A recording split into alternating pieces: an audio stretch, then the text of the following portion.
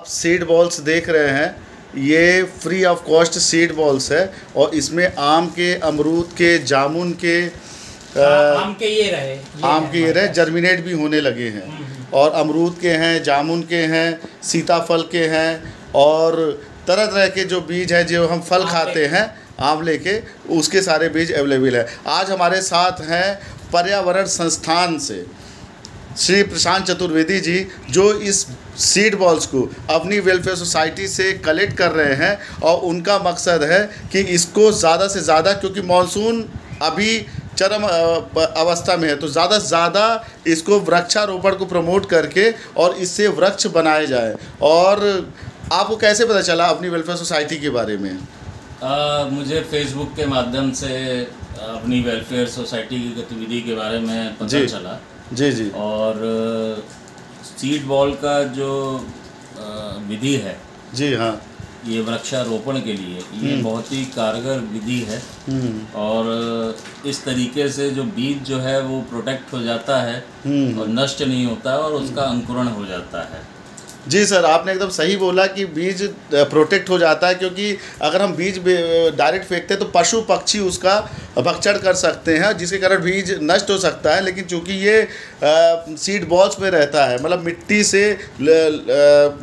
मिट्टी से गिरा हुआ रहता है, तो इस पर क्या होता है, इसकी प्रिजर्व करने की क्षमता ज़्यादा रहती है। और जब अनुकूलित वातावरण मिलता है, फेवरेबल सर्कमस्टेंसेस मिलता है, तो मिट्टी घुल जाता है। और इसके अंदर गोबर भी है, राख भी है, राख पेस्टिसाइड का काम करता है, तो मिट्टी घुल जाता है और ये जर्मिनेट हो जाता है। इवन आप देखें कि रखे भी ये सीड बॉल्स जर्मिनेट हो रहे हैं। आप देख सकते हैं कि कुछ आम के सीड बॉल्स जो है, हम इसको इतने डार्क में रखते हैं कि फोटोसिंथेसिस की प्रोसेस ना हो पाए, फिर भी ये जर्मिनेट होने लगते हैं। तो अभी हरियाली तीज का उत्सव आ रहा है और ये उत्सव जो है वो पौराणिक रूप से अपने सनातन धर्म में इस काल में वृक्षारोपण जो है वो फलीभूत होता है और हम सभी लोगों को वृक्षारोपण करना चाहिए जी।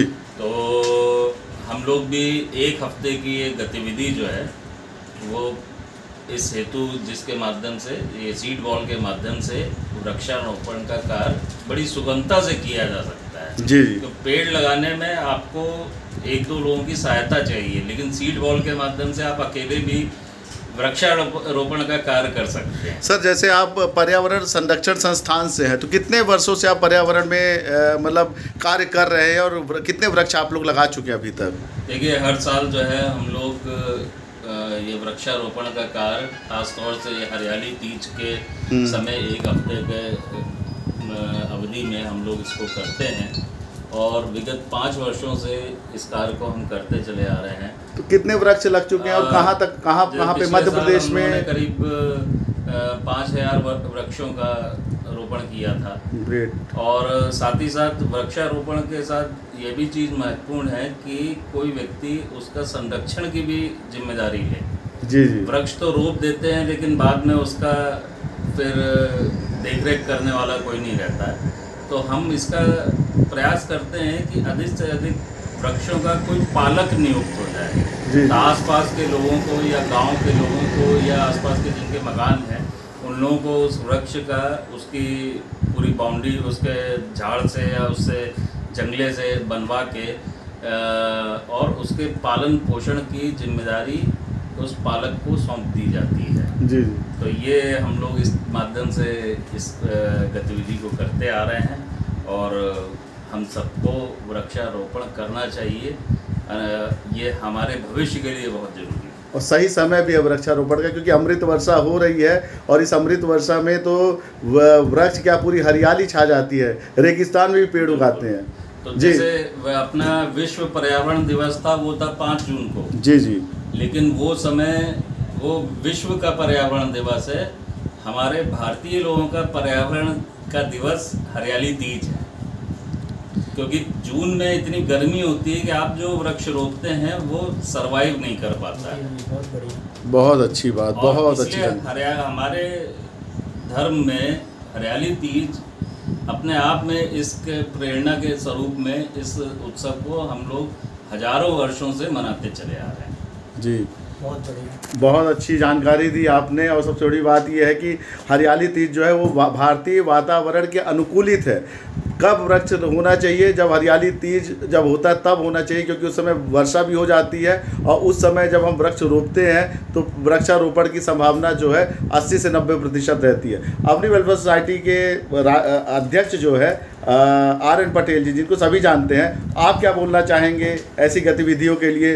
पर्यावरण संरक्षण संस्थान को आप क्या मैसेज देना चाहेंगे? देखिए, ऐसे तो क्या है, सर ने बहुत ही अच्छे तरीके से, बहुत ही बेहतरीन ढंग से और इतनी महत्वपूर्ण बात जो है बहुत कम शब्दों में कह दी है। तो मुझे नहीं लगता कि बहुत कुछ कहने की आवश्यकता है।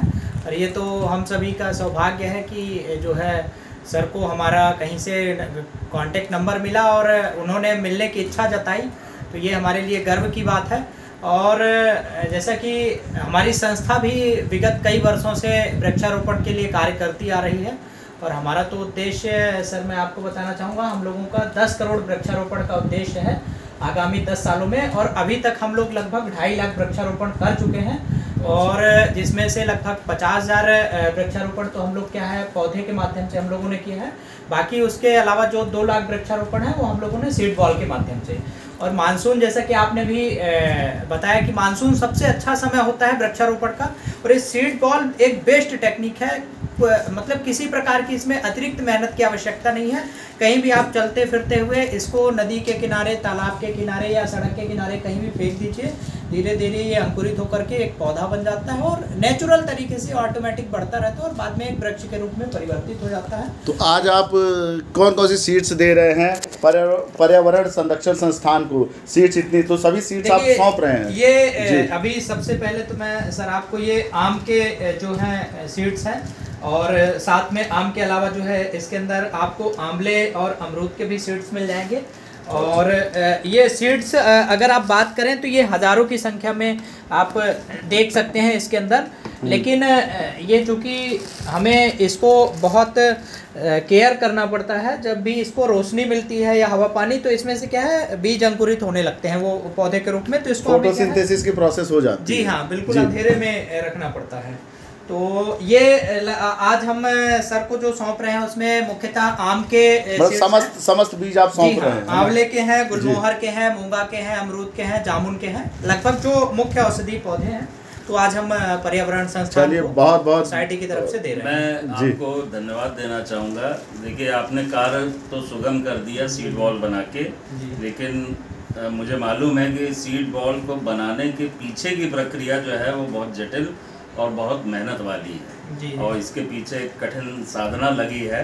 तो इसलिए मैं हृदय से आपका आभार प्रकट करता हूँ। बहुत बहुत धन्यवाद। और आप कुछ मैसेज देना चाहेंगे कैसे लोग आपसे जुड़े, और जो अभी आप वृक्षारोपण करेंगे तो कहाँ पे करेंगे, किस एरिया में करेंगे, किस दिनांक को करेंगे? हाँ, ये पूरा हमारा इस हफ्ते जो है वो कल से प्रारंभ होके जी ये पूरा हफ्ते हमारा चलता जाएगा।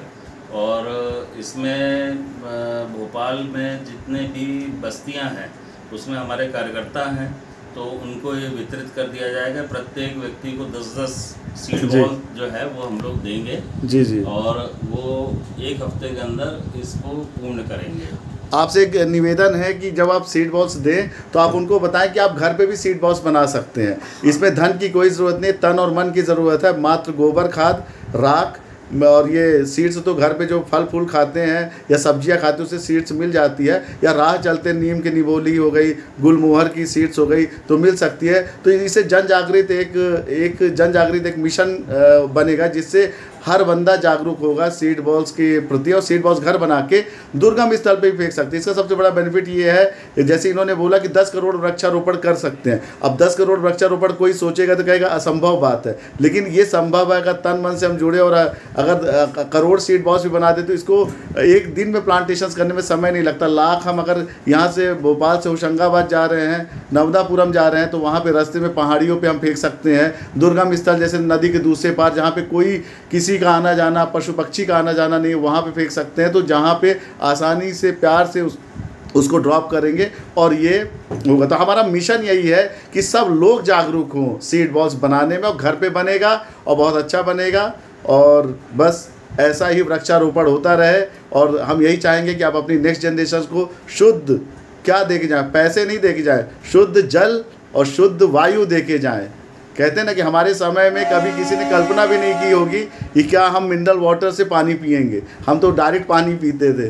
लेकिन आगे ऐसी कल्पना ना हो जाए कि किसी को सिलेंडर लेके चलना पड़े। तो बहुत ही वसुधैव कुटुंबकम का भाव है और बहुत ही नेक कार्य है, सभी को करना चाहिए। और इस दुनिया में आए तो कुछ ना कुछ ऐसा कार्य करें कि नाम अमर हो जाए, क्योंकि ये पेड़ 100 साल, 200 साल, 500 साल और 1000 साल भी जीते हैं। धन्यवाद सर, थैंक यू। बहुत बहुत धन्यवाद, आभार जी, थैंक यू, गुड डे।